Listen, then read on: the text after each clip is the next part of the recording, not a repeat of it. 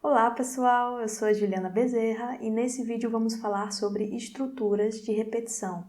Esse é o conteúdo final da terceira parte da série de Fundamentos do Java sobre controle de fluxo. É um assunto muito relevante e por isso fica aqui no vídeo para aprender todos os truques relacionados a essas estruturas de repetição. Vamos começar então definindo o que são essas estruturas. Basicamente, existem ações que a gente costuma executar repetidamente. Por exemplo, durante um jogo de basquete, a gente tem que pegar a bola, correr até a cesta, fazer a cesta e continuar tentando isso até o jogo acabar. Então, isso é uma ação repetida. A mesma coisa é quando a gente toca um instrumento. A gente executa uma sequência de acordes em algum ritmo para tocar uma música completa. Então, perceba que para alcançar um resultado, a gente precisa executar ações de forma repetida. No código é bem parecido. A gente consegue repetir um código, um bloco de código, baseado numa condição. Se a condição for satisfeita, eu vou repetir aquele bloco de código. E é isso que chamamos de loop, laço ou iteração. É essa ação de repetir a execução de um código. E com essa finalidade existem diferentes estruturas que a gente pode usar para repetir um bloco de código no Java. Uma dessas estruturas é o for. Essa estrutura possui a seguinte sintaxe. A gente usa a palavra reservada for, abre parênteses e aqui dentro a gente declara três operações.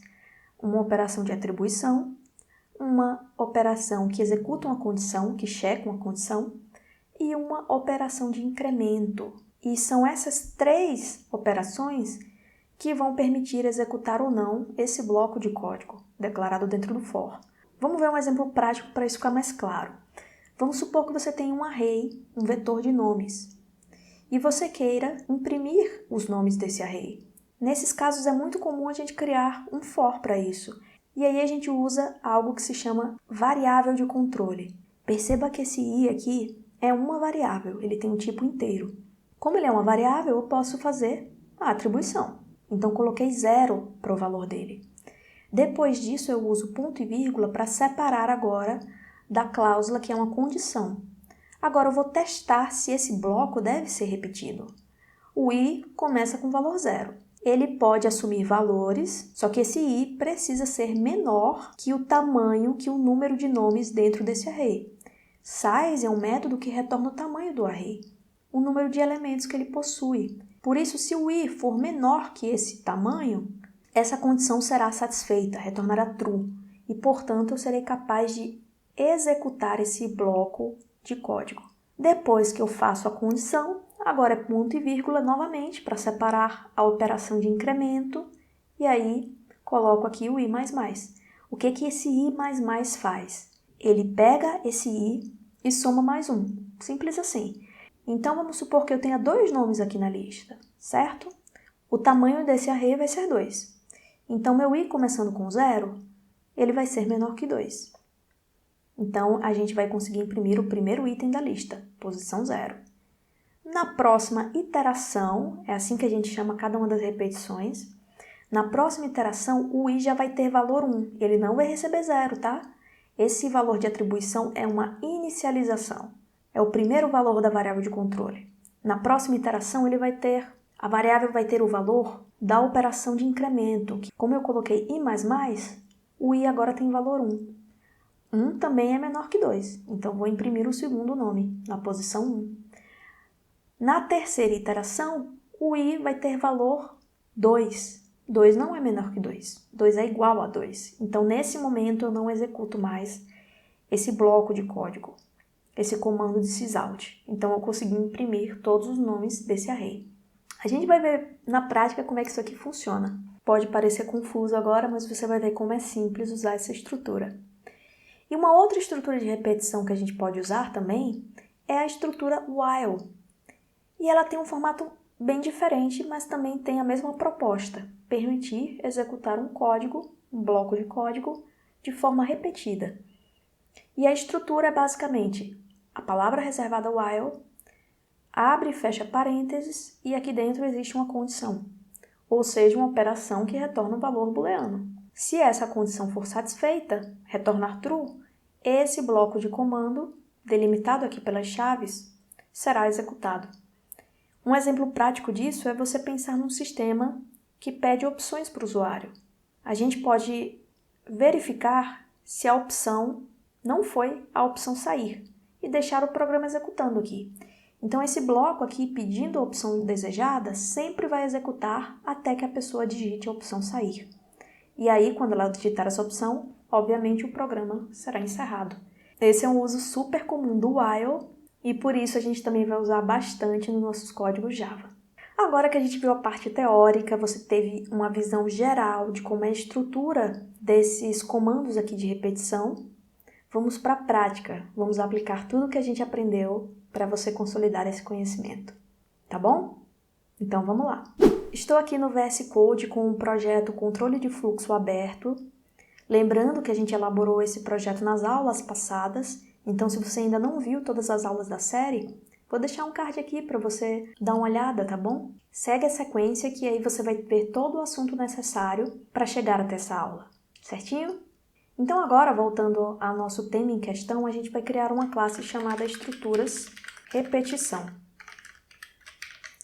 Ou a gente pode chamar estruturas de repetição, não tem problema.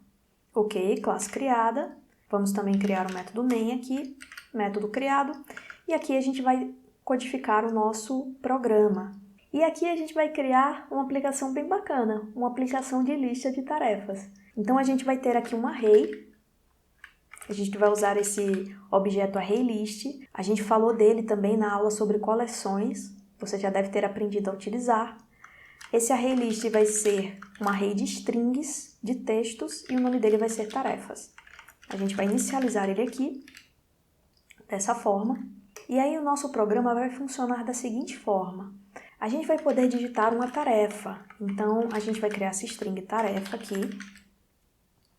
A gente, na verdade, vai poder digitar várias tarefas, enquanto a opção adicionar nova tarefa for igual a sim. Enquanto essa opção for sim, tiver esse valor S, a gente vai poder adicionar uma nova tarefa. Então, já deu para identificar que a gente vai ter que repetir esse código enquanto a opção adicionar nova tarefa estiver ativa. Não é verdade? Então, a gente pode usar aqui a estrutura de repetição while, que significa enquanto. Enquanto uma condição estiver ativa, vamos executar esse bloco de código. E qual vai ser a condição? A gente vai verificar se o adicionar nova tarefa é igual a string sim. Lembrando que strings, como elas são objetos, são tipos de referência, a gente compara elas com o método equals e não com o operador igual. Todos os tipos de referência a gente vai usar o equals para fazer a comparação, certo? Apenas nos primitivos, na comparação de objetos primitivos, é que a gente usa o igual. Então, ok, já tenho minha condição setada aqui, minha condição definida. Agora a gente pode imprimir uma mensagem aqui para o usuário dizendo informe a tarefa.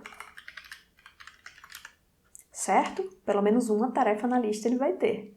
E agora, para a gente ler essa tarefa do teclado, a gente vai usar o objeto console, que a gente já viu na aula sobre entradas e saídas de dados. Percebe como todos os assuntos que a gente viu até agora são úteis para a gente escrever programas mais sofisticados? A gente está usando tudo que a gente aprendeu até agora na série. Então aqui em cima, fora do fluxo de repetição, para que esse código não seja repetido, a gente vai criar uma variável console, que recebe o console do sistema. Esse objeto precisa ser importado, e para a gente fazer esse import desse objeto de forma automática no VS Code, a gente usa o Shift Alt O. Veja que ele importou aqui, do Java IO Console. Assim como ele importou também o ArrayList, tá bom? Então, beleza, criei o console. Agora a gente vai usar esse console, que ele é ideal para ler strings, textos, na verdade. Então, a gente vai usar ele para ler a próxima linha. A próxima linha vai ser a tarefa que a pessoa vai digitar. Então, aqui eu posso retornar o resultado da leitura para a variável tarefa. Eu tinha até declarado ela aqui fora, por isso que está dando erro. Eu vou tirar essa declaração de fora e vou deixar aqui dentro mesmo, porque a gente vai ter uma nova tarefa a cada interação. Então, a gente pode deixar dessa forma, a variável declarada aqui. Então, uma vez que a gente leu a tarefa, a gente pega essa lista aqui de tarefas e vamos adicionar essa tarefa nova à lista. E a gente faz isso com o método add, que adiciona um item na lista. Então, eu chamo ele passando tarefa aqui como parâmetro dessa forma. E aí, depois que a gente adicionou a tarefa, a gente precisa saber se tem que adicionar novas tarefas. Se a gente continua aqui a operação. Então, a gente precisa saber qual vai ser a opção informada aqui pelo usuário. Então, a gente pode imprimir aqui uma mensagem, adicionar nova tarefa, e aí as opções vão ser sim ou não, dessa forma. Agora, a gente usa o console para ler a opção que o usuário digitou, colocamos essa opção na variável adicionar nova tarefa, e basicamente temos a lógica aqui concluída. Então, olha só o que vai acontecer aqui. A gente vai verificar, antes de executar esse código, se o adicionar nova tarefa tem valor sim. Se ele tiver valor sim, que é o nosso caso, né? A gente inicializou ele com valor sim, eu executo esse código. Então, vou informar a tarefa, vou adicionar ela na minha lista e depois o programa pergunta se é para continuar adicionando. Se eu responder sim, essa condição aqui vai ser executada novamente, vai ser verdadeira e por isso esse código vai continuar executando. Agora, se eu digitar não, aí essa condição não vai ser satisfeita. Então, o programa encerra. Ele vai sair desse bloco de comandos e vai encerrar. É basicamente isso. Vamos ver isso na prática para ficar mais claro. Eu vou executar aqui o programa. Veja que ele está pedindo aqui para eu informar a tarefa. Vamos colocar aqui estudar Java. Vou dar Enter. Agora ele pergunta, eu adiciono uma nova tarefa? Eu quero adicionar. Vou colocar S de sim. Ele vai pedir novamente para informar a tarefa. Então, ele já repetiu aqui esse bloco. Eu já estou na segunda iteração. Ele está repetindo esses comandos todos aqui. Eu só coloquei uma vez, mas ele está repetindo, porque essa condição foi satisfeita. Então, a gente pode chegar aqui e informar outra tarefa. Por exemplo, praticar Java. Agora, adicionar uma nova tarefa? Vou colocar sim. E aí, a nova tarefa vai ser meditar, por exemplo. Dou Enter, agora eu estou satisfeita, vou digitar não, e o programa encerra. Então, veja que a gente criou uma lógica aqui de to-do list, de adição de tarefas, utilizando a estrutura de repetição while. Agora, o que falta é a gente imprimir essas tarefas. Seria legal, né, a gente ter uma impressão assim, parecendo uma to-do list mesmo. Tarefa 1, depois pula uma linha, e aí tem tarefa 2, dessa forma. Ia ser bem bacana a gente ter uma impressão desse tipo, de todas as tarefas cadastradas, não é verdade? E a gente pode fazer isso agora com uma outra estrutura de repetição, que a gente viu no começo do vídeo, que é o for. O for, ele é muito usado para a gente fazer operações com listas, com coleções, porque a gente precisa fazer a operação de forma repetida. Nesse caso, a gente precisa imprimir cada uma das tarefas. Então, eu estou repetindo a operação de impressão, mudando apenas a tarefa que eu vou imprimir. Por isso, a gente vai usar o for. E o for tem aquela estrutura que a gente já conhece. Primeiro, eu declaro variável de controle. Esse i, normalmente, é um nome que a gente dá a variáveis de controle no for. I, J, K são nomes comuns que a gente coloca aqui. E aí, esse i vai ter o valor inicial de 0. Por que tem que ser o valor inicial de 0? Porque o nosso array começa da posição 0. As coleções no Java são assim, lembra? Então, eu preciso ter o primeiro valor de i igual a 0. Agora, a gente usa o ponto e vírgula e vamos declarar a condição. Até quando eu vou repetir essa ação, que vai ser a impressão da tarefa? Enquanto não acabarem as tarefas, não é verdade? E então, eu vou fazer essa repetição enquanto o i for menor que o tamanho desse vetor aqui, ou seja, enquanto o i for menor que o número de tarefas, que o número de posições nesse array. Por isso, a gente usa essa condição. E, finalmente, a gente vai colocar a opção de atualização dessa variável de controle. Depois que eu executar o bloco de código com o i igual a 0, eu quero que o próximo bloco seja executado com o i igual ao valor atual mais 1, i mais mais. Agora a gente fecha o bloco e a gente já tem o for configurado com a nossa variável de controle. Inclusive, para você dar uma olhada aqui nessa lógica de incremento, a gente pode imprimir o i aqui, só para ver como é que vai funcionar esse for. Vou aqui executar o código, vamos informar uma tarefa 1, sim, depois a tarefa 2, sim, tarefa 3, agora eu acabei e aí eu vou ter, ó, 0, 1 e 2. Como o array começa da posição 0, a gente não tem 1, 2 e 3, a gente tem 0, 1 e 2. Então perceba que o sysout foi repetido e em cada repetição a variável de controle tem um valor diferente. Essa é a ideia. Então o que a gente vai fazer aqui? A gente vai imprimir as tarefas. Então a gente vai imprimir a tarefa na posição i. E assim a gente vai ter impressão de todas as tarefas. A primeira na posição 0, a segunda na posição 1, a terceira na posição 2. A gente vai ter essa lógica funcionando independentemente do tamanho da lista. Só que para a gente deixar bonitinho assim a impressão, a gente vai concatenar esse string com esses colchetes abertos aqui e um espaçozinho para colocar a descrição da tarefa. Então a gente vai ter uma impressão bem bacana das tarefas dessa forma. E aqui fora do for, a gente também pode colocar uma impressão de uma mensagem, por exemplo, dizendo suas tarefas. E abaixo dessa mensagem, a gente teria impresso cada tarefinha que a pessoa cadastrou.